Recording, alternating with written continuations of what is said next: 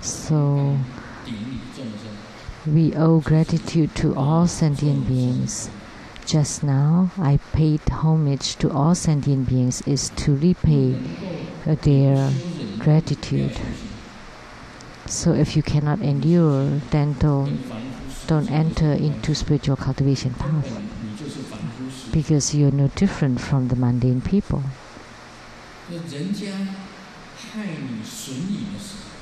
So when someone harm you or disadvantage you, you should think that you're the great Bodhisattva, you're benefiting other beings.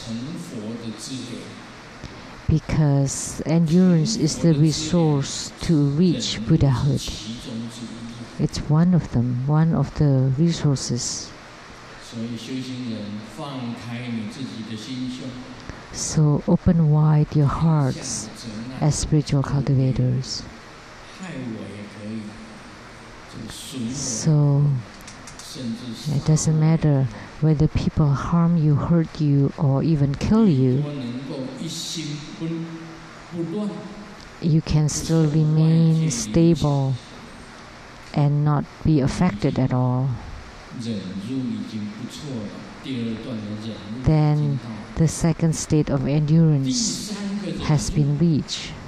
And the third kind of endurance is the endurance of enlightenment.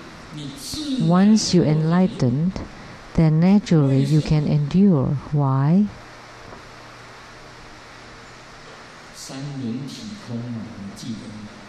Because the three wheels are empty in essence.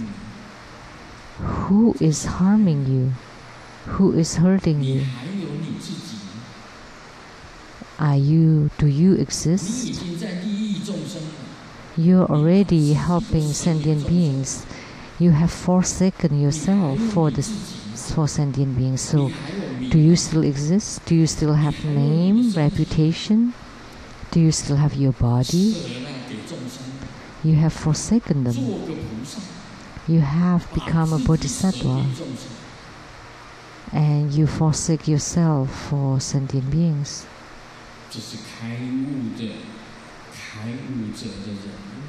So that's the endurance of the enlightened ones. You're a great bodhisattva, you're enlightened already. Everything is for sentient beings and not for yourself. So where is you? Where is yourself? You already reached the realm of no self. Some people say that your name and reputation is your second life, but you don't even have life anymore because you have forsaken your life for sentient beings. So what name and reputations you're talking about?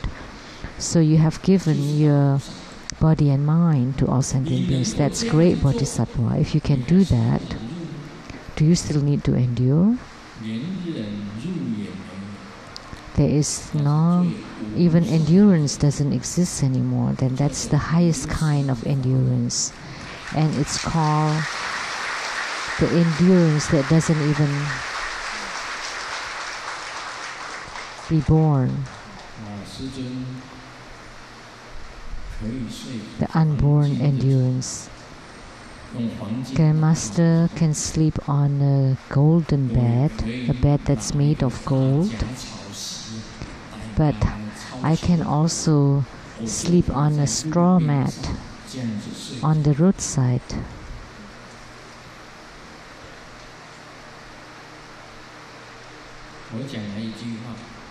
So I've made this statement, everything is fine.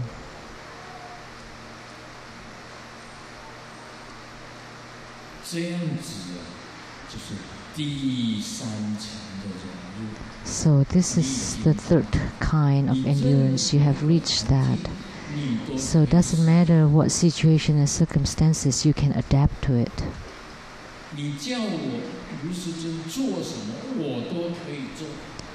Doesn't matter what you ask me to do, I can do it. I'm not so precious. Although your Buddha nature is very precious. But my body and mind have been given to sentient beings long ago. Of course, this kind of enlightened ones are very rare and far in between. Those that can reach the third kind is very rare. There's a king that visited the village, and in the village he saw a peddler that sold chicken eggs, and he asked the villager, "How much is the chicken egg?" And then he replied, $30 an egg. And the king thought, the eggs cost about $5 each, and why would this cost $30? So the king asked the peddler, "Why $30?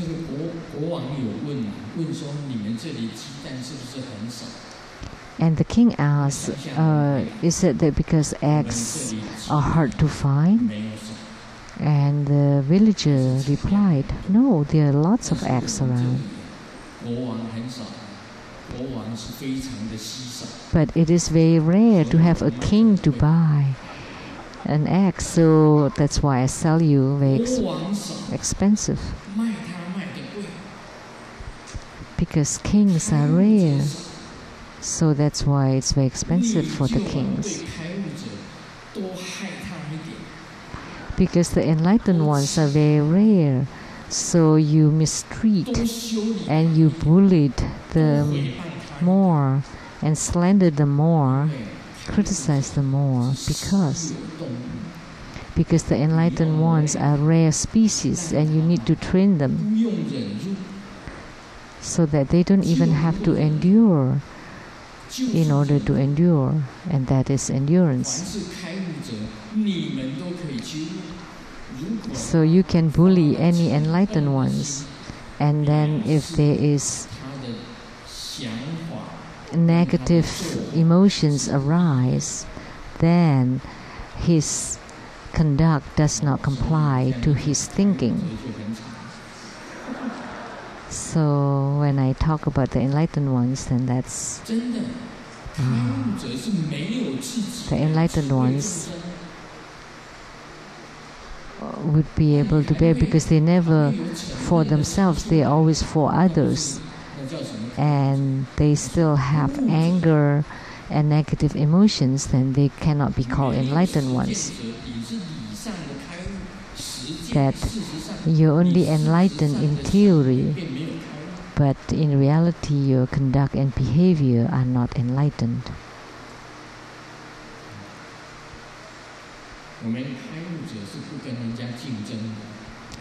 And the enlightened ones never compete with others.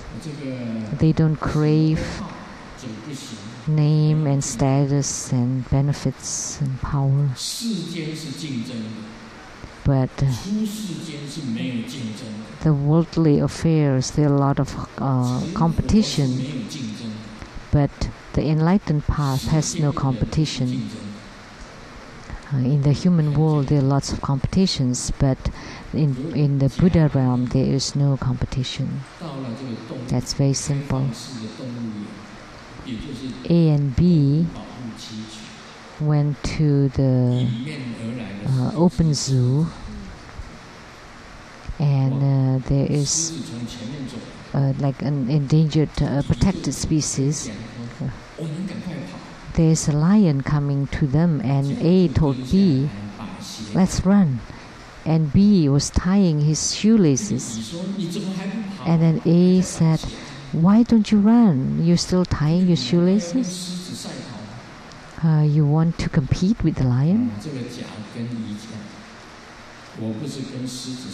And then B told A, I don't want to compete with the lion, but I want to compete with you. I want to race with you in this running. So that's the phenomena of the human world. Everyone is racing. Everyone is in a race. But the enlightenment path is not like that. You train yours and you're helping others in their spiritual cultivation, and you yourself cultivate. And together we arrive at the other shore. Together we arrive at the Buddha's realm. Not that you're competing with each other or you're racing with each other. That's not such the case. But in this world, everyone compete. But as spiritual cultivators, we don't.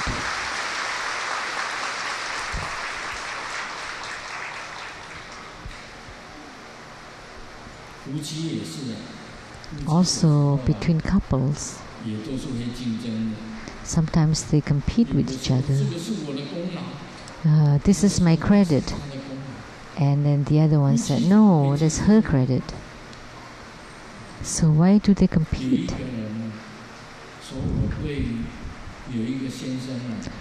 There is a husband that told his friend,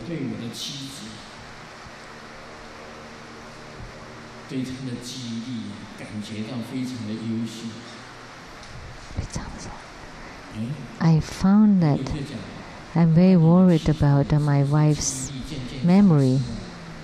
And then the friend asked, oh, because your wife is losing her memory? That's why you're worried? And then he said, no, because her memory is too good. See, you cannot laugh about this. Because the wife's memory is too good. You know how much she nags? And she can nag about things ever since the ancient time. So whenever you commit a small mistake, then she would start nagging from the beginningless time. Things that you have forgotten and she can still remember. Oh, that's so troublesome. So lots of problems between couples. So there's competition between husband and wives too. I cannot talk too much about this.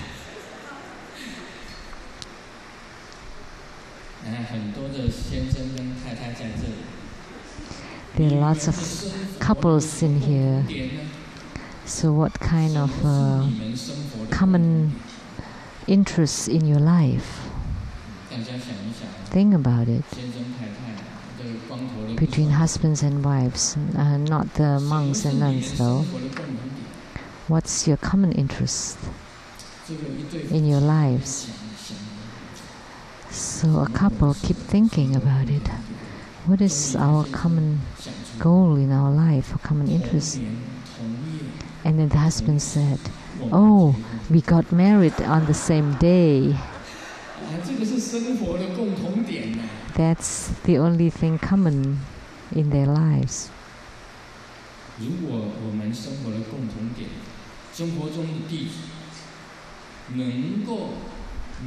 As true Buddha school disciples, if you can practice the True Buddha Tantric Dharma every night together, then that would be a very good common thing you have. But you cannot be like this. A wife told her husband last night,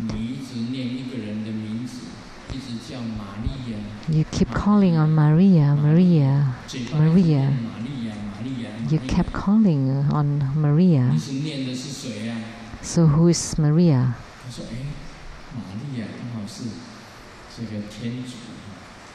And then he thought, oh, Maria is the mother of Jesus Christ, because I'm praying to her. That's why I kept calling Maria, Maria, Maria.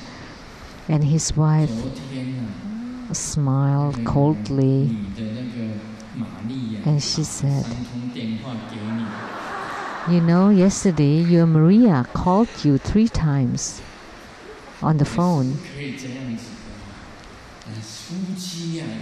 So you can't be like that. You should have common things between husband and wife.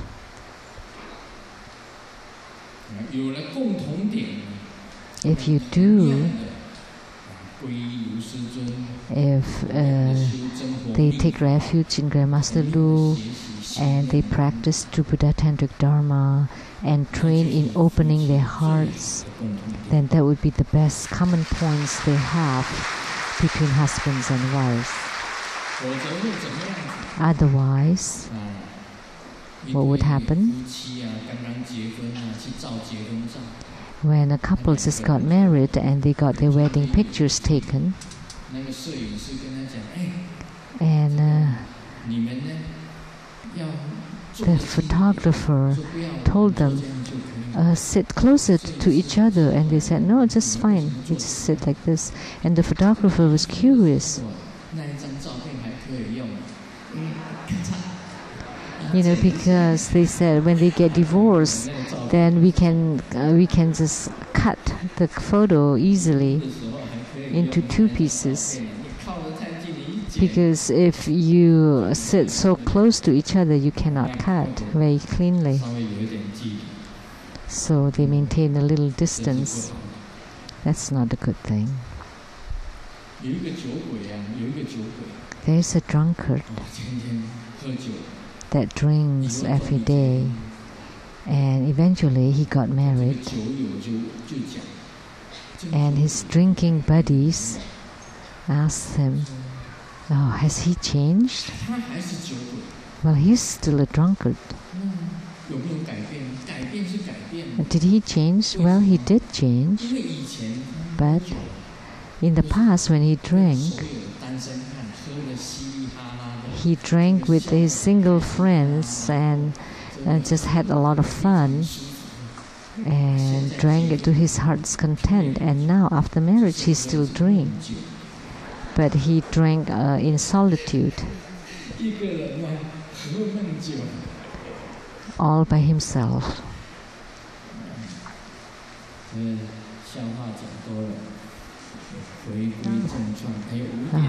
There are lots of jokes already. Boy, it's 5 already.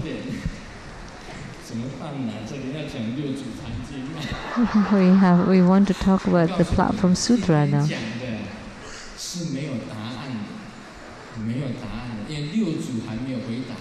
So today what I would talk about is only the question. There's no answer to it. There's a monk that's called Zidao.